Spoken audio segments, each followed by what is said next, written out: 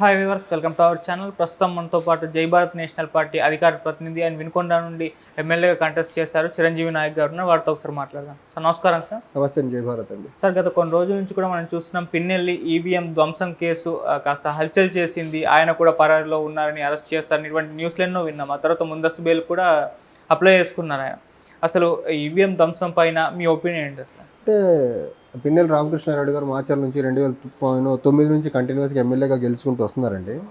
ఏ ఈవీఎంలో పడ్డ ద్వారా ఓట్ల ద్వారా అయితే ఆయన ఎమ్మెల్యే అయ్యారు, అదే ఈవీఎంని వాళ్ళ ఇంట్లో ట్రంక్ బాక్స్ని బద్దలు కొట్టాడండి.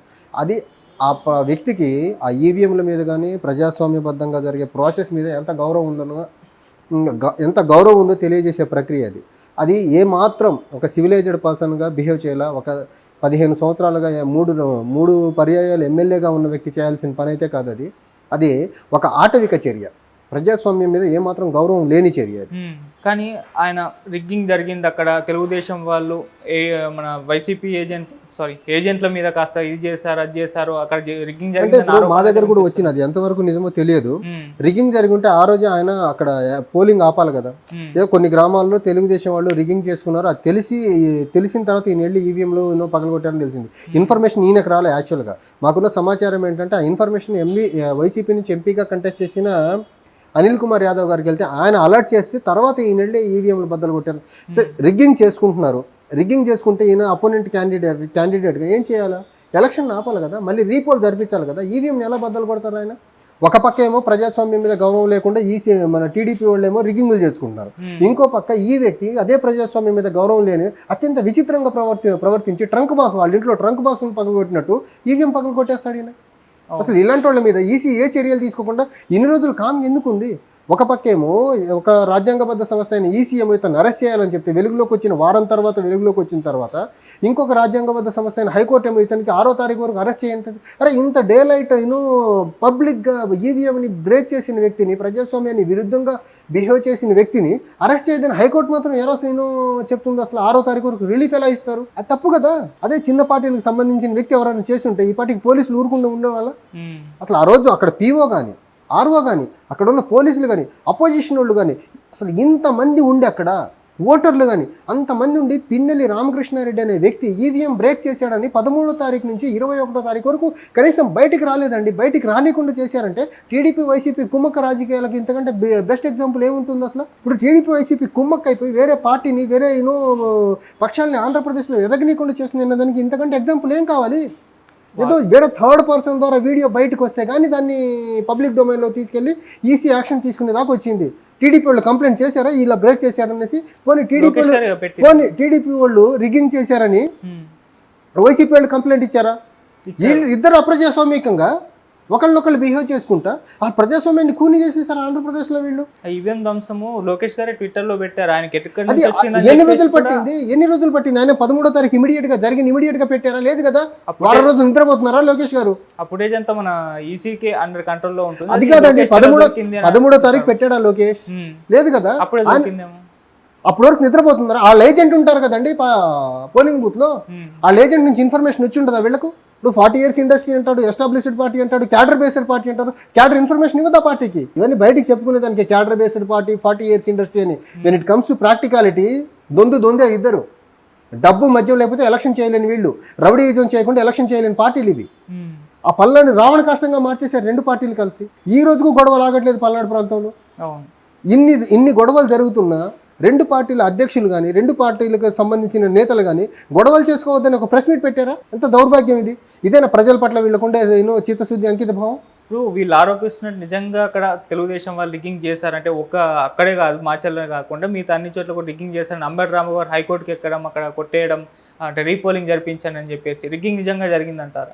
అంటే రిగ్గింగ్ జరిగిందా లేదా మేమైతే లైవ్లో చూడలేదు కదా. రిగ్గింగ్ జరిగింది అనుకోండి, అక్కడ ఒక్క దగ్గర ఎందుకు ఆంధ్రప్రదేశ్ మొత్తం రీఎలక్షన్ పెట్టించండి 175 అసెంబ్లీలకి. ఎందుకు పల్నాడు ప్రాంతంలో కొన్ని బూత్లలో మొత్తం జరిపించండి. ఎలాగో మీరు ఫేర్గా టీడీపీ కానీ, వైఎస్ఆర్సీపీ కానీ, కూటమి కానీ, వైఎస్ఆర్సీపీ కానీ ఫేర్గా అయితే ఎలక్షన్ చేయలేదు కదా. డబ్బులు పంచారు, మద్యం పంచారు, కాంపిటేటివ్ డిస్ట్రిబ్యూషన్ ఆఫ్ లిక్కర్ని, మనీని పెంపొందించి ఊళ్ళల్లో ఉండే మనుషుల మధ్య వైషమ్యాలు పెంచేసి గొడవలు పడేలా చేసి మీరే కదా. ఫ్రీ అండ్ ఫెయిర్ మ్యాన్లో ఎలక్షన్ జరగలేదు కదా. మీరు అందరూ ఈ కాంపిటేటివ్ డిస్ట్రిబ్యూషన్ చేసేదానికి ఈసీ కూడా సహకరించింది కదా. సో దీన్ని మొత్తాన్ని క్యాన్సిల్ చేసి మళ్ళీ ఎలక్షన్ జరిపించండి. ఇప్పుడు అలా వేయచ్చు కదా. మన అంబటి రాంబాబు గారు కానీ చెవిరెడ్డి భాస్కర్ రెడ్డి గారి పిల్లు అలా వేయలా. కొన్ని సెలెక్టెడ్ వీళ్ళకు బెటర్గా ఓట్లు పడ్డ దగ్గరేమో ఓకే దట్స్ ఫైన్, వీళ్ళకి ఓట్లు పడని దగ్గర మాత్రం రీపోలింగ్ జరిపించాలా. వీళ్ళు పంచిన డబ్బు ఏంటి, వీళ్ళు పంచిన మద్యం ఏంటి, దాని ద్వారా జరిగిన గొడవలు ఏంటి, దానికి ఎవరు బాధ్యత వహిస్తారు? సో రెండు పార్టీలు ప్రజాస్వామ్యాన్ని ఖూనీ చేస్తున్నాయి ఆంధ్రప్రదేశ్లో. ఎలక్షన్లు జరగకుండా ఎలక్షన్ని ప్రలోభాలతో జరిపించేసి, ఎలక్షన్ని గొడవలతో జరిపించేసి, ప్రశాంతంగా ఉండే పల్నాడు ప్రాంతంలో మళ్ళీ గొడవలు రేపెట్టారు. గత 30 సంవత్సరాలుగా ఈ రకమైన గొడవలు ఎప్పుడు జరగల పల్నాడు ప్రాంతం. అంత ముందు జరుగుతూ ఉండేవి. ఒక 30 సంవత్సరాలకు కొంచెం ప్రశాంతంగా ఉండే ప్రాంతాన్ని మళ్ళీ పాత గొడవల్ని మళ్ళీ ప్రొవోక్ చేసి బయటికి తీసుకొస్తున్నారు వీళ్ళు. అంటే వీళ్ళ స్వార్థాల కోసం వీళ్ళు ఎమ్మెల్యేలకు ఉండేదానికి, వీళ్ళు ఎమ్మెల్యేలు అయ్యేదానికి అనామకులు ప్రాణాలు తీసుకుంటున్నారు. అనామకులు గొడవలు చేసుకొని పోలీస్ కేసులకు బలవుతున్నారు కదా. పిన్నెల రామకృష్ణారెడ్డి పారిపోయారు, అక్కడి నుంచి వెళ్ళిపోయారు, ఎక్కడున్నారో తెలియదు. అక్కడి నుంచి మాచర్ నుంచి పోటీ చేసిన బ్రహ్మానంద రెడ్డి గారేమో గుంటూరు వెళ్ళిపోయారు. లోకల్ కొట్టుకుంటుంది ఊళ్ళో ఉండే కామన్ పీపుల్ అండి. కనీసం గొడవలు ఆపండి వీళ్ళు పిలుపునిస్తున్నారు. ఇద్దరిలో ఒకళ్ళన్నా ఇవ్వట్లేదు. వీళ్ళ ప్రాణాలు, వీళ్ళ ఆస్తులు, వీళ్ళ పదవులు సేఫ్గా ఉండాలి. ప్రజలు ఎలా కొట్టుకుని ఎలా చచ్చినా పర్లేదు. వీళ్ళకు అంత బాధ్యతారాహిత్యమైన లీడర్షిప్ చూడండి అక్కడ. అయితే వీటన్నిటికి ఇప్పటికైతే ఇరు వర్గాల వారు కూడా ఈసీని ఎక్కువగా ఆరోపణలు చేస్తున్నారు. ఈసీ పైన ఆరోపణలు అంతే కదండి. ఇప్పుడు ఈసీ ఒక పపెట్ బాడీ, ఈవెంట్ మేనేజింగ్ కంపెనీలా తయారైపోయింది ఎలక్షన్ కమిషన్ తన డ్యూటీస్ని సక్రమంగా నిర్వర్తించి ఉంటే, ఈ ఎలక్షన్ కమిషన్ పోలీస్ని ప్రాపర్గా తర్ఫీదిచ్చి ఎలక్షనీరింగ్ చేసి ఉంటే, election commission state government officials అందరినీ ప్రాపర్గా వాడుకొని ఉండుంటే ఈ గొడవలు జరిగేవి కాదు. దీనికి ముమ్మాటికి ఈసీనే బాధ్యత వహించాలి. ఈసీనే బాధ్యత. అయితే ఇప్పుడు ఈసీ చంద్రబాబు నాయుడు గారి కంట్రోల్లో ఉంది, ఆయన చెప్పినట్టే వింటుందని చెప్పేసి అంబటి రాంబాబు గారు ఒక ఆరోపణ చేయడం జరిగింది. అంటే వీళ్ళకి అనుకూలంగా ఉన్నప్పుడు ఎవరి కంట్రోల్లో ఉందంటాయా? అంటే వీళ్ళిద్దరికి అనుకూలంగానే మేము టైమ్ అండ్ అగైన్ చెప్తున్నాము. ఎలక్షన్ కమిషన్ ఆఫ్ ఇండియా ఏదైతే ఉందో టాప్ 2లో ఉండే పార్టీలకు అనుకూలంగా వాళ్ళకి పప్పెట్స్లో వ్యవహరిస్తుంది, వాళ్ళకు అనుకూలంగా ఈవెంట్ చేస్తుంది. ఎలక్షన్ ఫ్రీ అండ్ ఫెయిర్ మ్యాన్లో జరిపించట్లేదు ఎలక్షన్ కమిషన్ ఆఫ్ ఇండియా. ఆ టాప్ 2లో ఉండే డబ్బుతో ఉండే దళారుల పార్టీలని వాళ్ళు ఎలక్షన్ జరిపేదానికి ఈవెంట్ మేనేజింగ్ కంపెనీలో పనిచేస్తుంది తప్ప election commission of India. Election commission free and fair మ్యాన్లు ఎలక్షన్ జరిపి అది ఎలక్షన్ కమిషన్ ఆఫ్ ఇండియా అని ఎక్కడ అనిపించుకుంటుంది? ఒక కాన్స్టిట్యున్సీ చూపించండి మీరు, డబ్బు ప్రభావం లేనిది, మద్యం ప్రభావం లేనిది ఒక్క కాన్స్టిట్యున్సీ.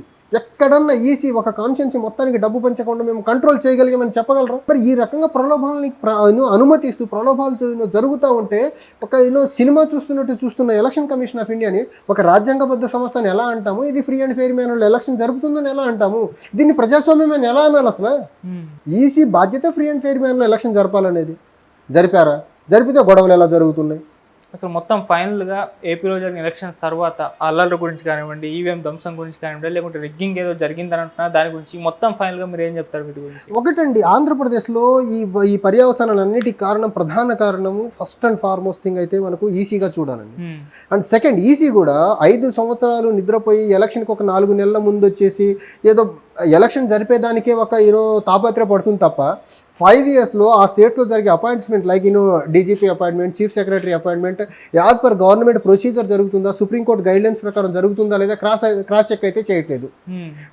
ఇంకంబెంట్ గవర్నమెంట్ ఏం చేస్తుంది? వాళ్ళకి అనుకూలంగా ఉండే వ్యక్తిని సీఎస్గా, వాళ్ళకి అనుకూలంగా ఉండే వ్యక్తిని డీజీగా కూర్చోబెడుతుంది. Whether they are following the proper norms given by supreme court కానీ లేకపోతే ప్రొసీజర్ ఫాలో అవుతున్నారా లేదా ఈసీ అసలు కనీసం వాటి లోపలికి వెళ్ళి చూడట్లేదు. అండ్ ఇన్కాంపిటెంట్ పీపుల్ని డీజీలుగా సీఎస్లుగా కూర్చోబెట్టి ఎలక్షన్ జరుగుతున్న క్రమంలో ఇలాంటి గొడవలు జరుగుతుంటే ఈసీ కనీసం విజిలెంట్గా ఉండాలి కదా. లేకుండా ఈ రెండు పార్టీలకి కొమ్ము కాసేసి ఇప్పుడు ఎలక్టరల్ మనకు ఈవీఎంలలో కూడా పెద్ద పార్టీల వ్యక్తుల పేర్లే పైన ఉంటుంది, కొత్త పార్టీల పేర్లేమో కింద ఉంటుంది. అసలు లెవెల్ ప్లేయింగ్ ఫీల్డ్ లేకుండా అయిపోయింది ఎలక్షన్లో. ఈ లెవెల్ ప్లేయింగ్ ఫీల్డ్ తీసుకురావాల్సింది ఎవరు? పొలిటికల్ పార్టీస్ ఎప్పుడూ తీసుకురావు. ఈ పొలిటికల్ పార్టీలు మేము గెలవాలని కోరుకుంటున్నాయి. ఆ లెవెల్ ప్లేయింగ్ ఫీల్డ్ ఈక్వాలిటీ తీసుకురావాల్సిన ఎలక్షన్ కమిషనే కొన్ని పార్టీలకి, డబ్బున్న వ్యక్తులకు కొమ్ము కాస్తే ప్రజాస్వామ్యం ఎలా ముందుకెళ్తా ఉంది? డెమోక్రసీ ఎలా స్ట్రెంగ్తెన్ అవుతుంది? ఇదంతా సెట్ చేయాల్సిన ఎలక్షన్ కమిషను సెట్ చేయకపోతే గొడవలు ఏం జరుగుద్ది? దీనికి ఫస్ట్ కారణం ఈ పల్నాడులో జరుగుతున్న ఈ ఉదంతానికి ఆంధ్రప్రదేశ్లో ఎలక్షన్ ఫ్రీ అండ్ ఫెయిర్ మ్యాన్లో జరగకుండా ఉండడానికి ప్రధాన కారణం ఎలక్షన్ కమిషన్. సెకండ్ వచ్చేసి వైసీపీ అండ్ కూటమి.